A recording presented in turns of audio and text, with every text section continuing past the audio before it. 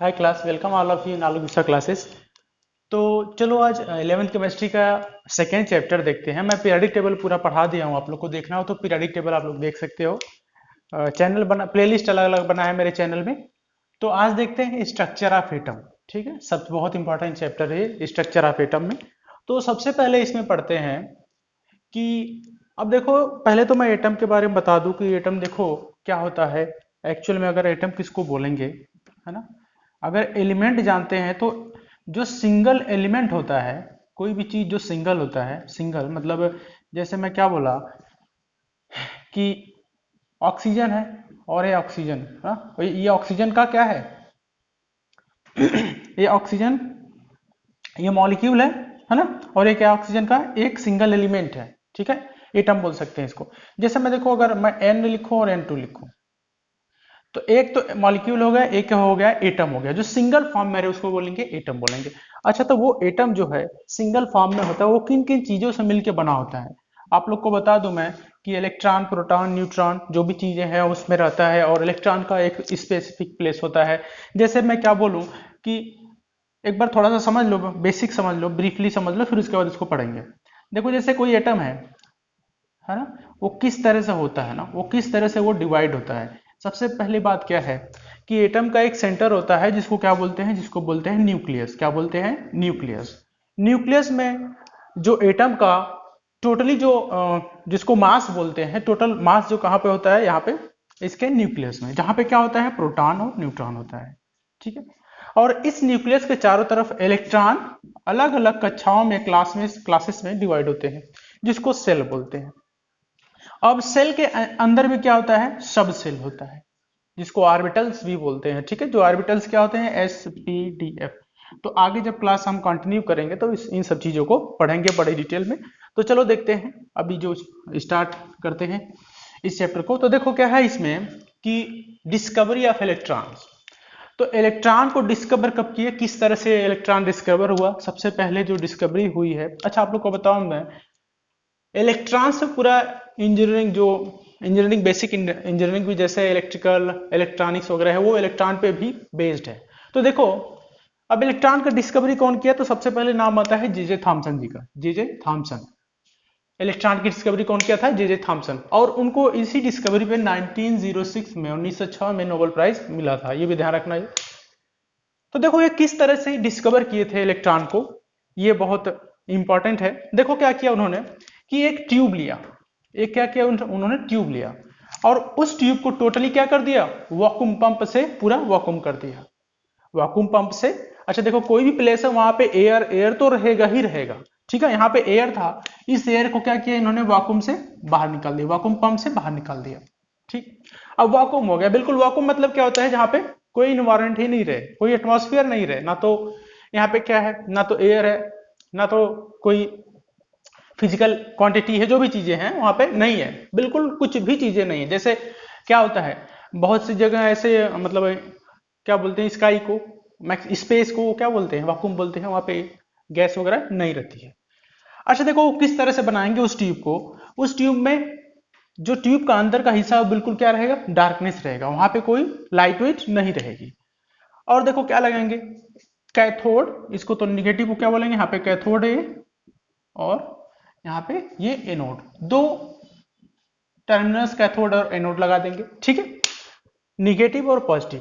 और देखो क्या करेंगे, अब इस दो नोड जो लगे हैं उनके ऊपर हाई वोल्टेज का, देखो ये क्या है, इंडक्शन कॉइल है, हाई वोल्टेज 10,000 वोल्ट पे, 10,000 वोल्ट पे इन कैथोड और एनोड को क्या देंगे, सप्लाई देंगे। ठीक है, सप्लाई देंगे। देखो एक्चुअल में इलेक्ट्रॉन के मूवमेंट से ही क्या होती है, इलेक्ट्रिसिटी प्रोवाइड होती है ना, इलेक्ट्रिसिटी चलती है, इलेक्ट्रिसिटी का जनरेशन होता है।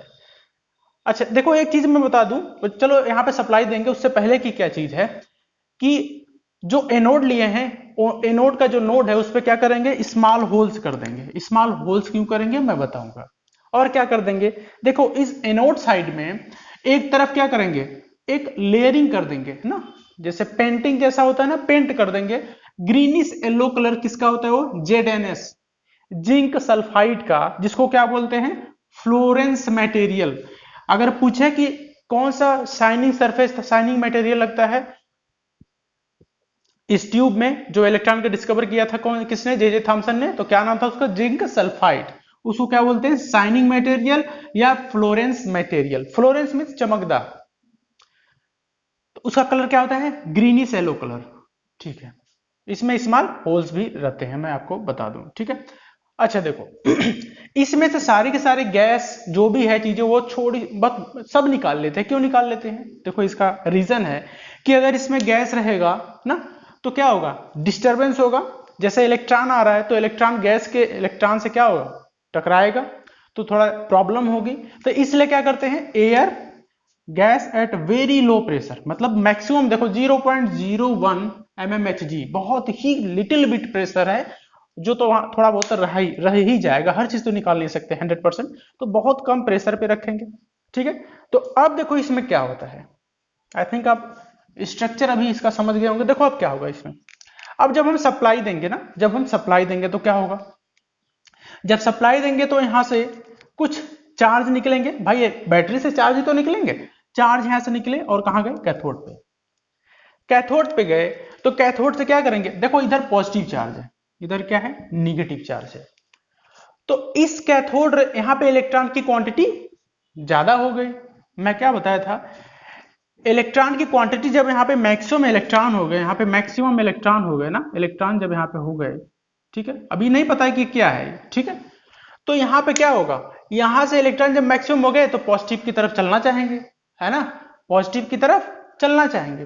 तो पॉजिटिव की तरफ जब चलना चाहेंगे, और ये पूरा अंधेरा है, ये पूरा डार्कनेस है, जो आपकी ट्यूब है पूरा का पूरा डार्क है, तो जब पॉजिटिव की तरफ चलना चाहे, या इसका रीजन क्या है? निगेटिव है तो पॉजिटिव की तरफ जाएगा, पॉजिटिव चार्ज है ना, सॉरी पॉजिटिव है ना, ये नोट पॉजिटिव है, तो पॉजिटिव की तरफ जाएगा। तो निगेटिव से पॉजिटिव की तरफ जाएगा जब, तो यहां पे क्या था?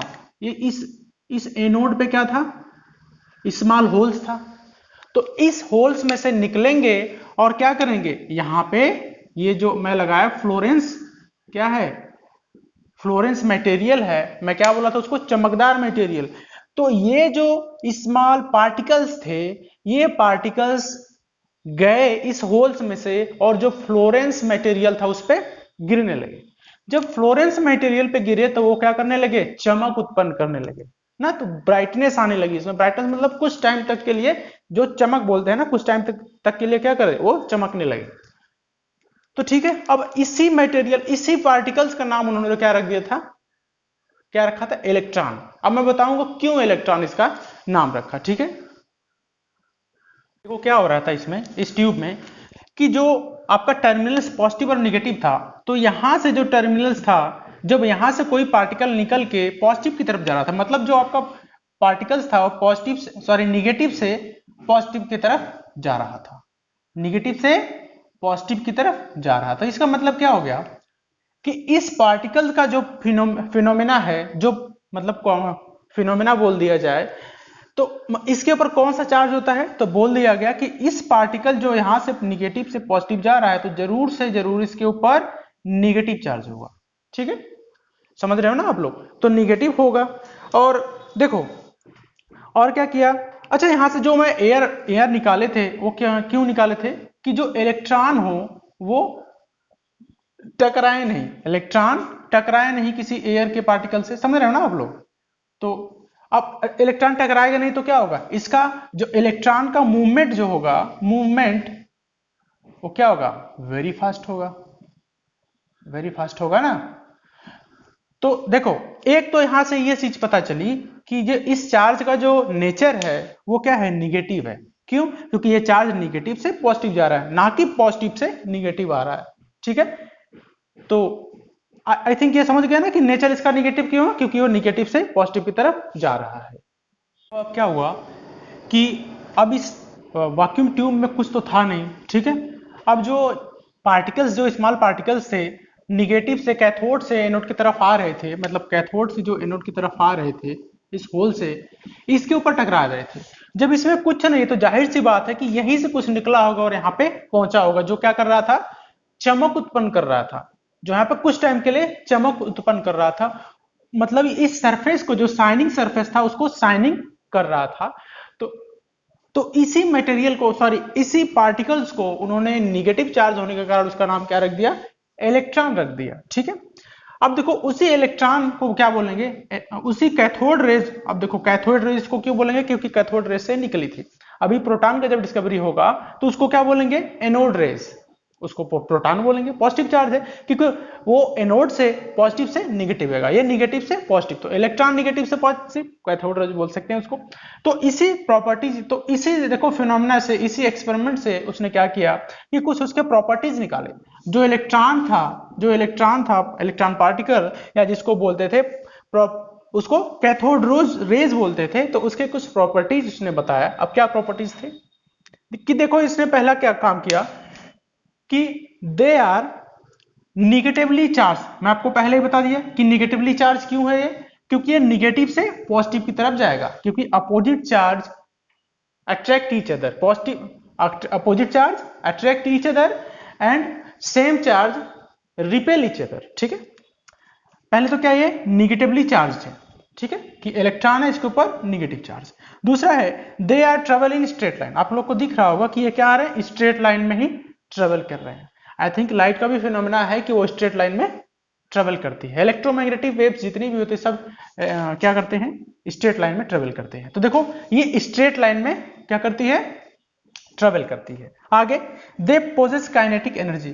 पोज क्या करती है, वो पोजेस मतलब पोज कराती किसी को। जैसे मैं एक एक्सपेरिमेंट उन्होंने और किया था कि यहाँ पे स्मॉल व्हील रख दिया था, बहुत ही कम वेट का व्हील रख दिया था, तो ये इन व्हील को ये जो पार्टिकल्स थे आगे पहुंचा दे रहे थे।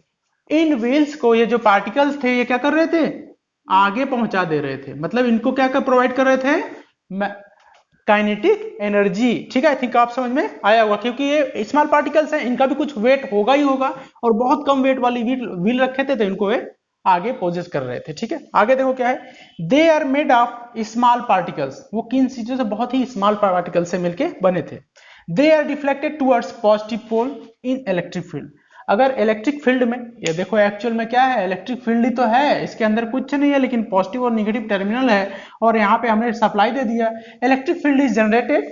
तो क्या होगा, इलेक्ट्रॉन यहाँ पे निगेटिव से पॉजिटिव की तरफ जाएगा, मतलब ये डिफ्लेक्ट किधर होगा, निगेटिव से पॉजिटिव पोल की तरफ। ठीक है, तो ये इसका देखो प्रॉपर्टीज आ गया। इसी एक्सपेरिमेंट से सारे प्रॉपर्टीज इसका आप लिख सकते हो। दूसरी चीज क्या है, they are deflected in magnetic field. भाई हाँ, अगर ये पॉजिटिव इलेक्ट्रिक फील्ड में डिफ्लेक्टेड होते हैं तो मैग्नेटिक फील्ड में भी डिफ्लेक्ट होंगे ही होंगे। ठीक है, सेवेंथ है कि दे आर प्रोड्यूस फ्लोरेसेंट। मैं क्या बताया था कि यहाँ पे जब कुछ था ही नहीं तो जो चमक उत्पन्न हो रही थी इसी के कारण उत्पन्न हो रही थी, फ्लोरेसेंस। तो ये क्या करते हैं, ये चमक उत्पन्न करते हैं, दे प्रोड्यूस फ्लोरेसेंट। ठीक, आगे दे प्रोड्यूस एक्सरेज, तो ये एक्सरेज भी प्रोड्यूस करते हैं। ठीक है, तो आप लोग को कैसा लगा ये क्लास, आप लोग कमेंट करके बताइए, फिर आगे नेक्स्ट क्लास में देखेंगे। Thank you class.